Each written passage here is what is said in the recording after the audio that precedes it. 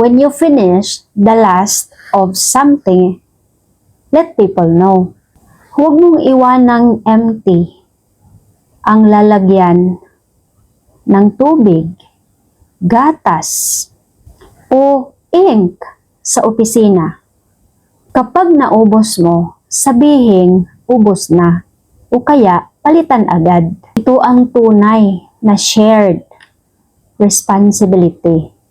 At ito pa, madalas rin ito nangyayari sa tahanan.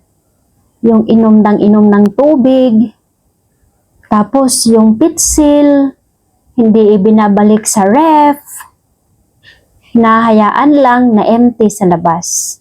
So, paano na yung susunod? Walang iinumin na malamig na tubig.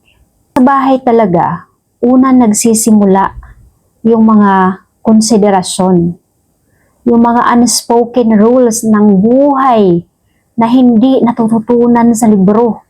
Kaya ang edukasyon talaga ay dapat balance. Kung gusto mo matuto, kung ano yung mga nasa libro, sa school, dapat kailangan mo din matutunan ang tunay na lesson ng buhay.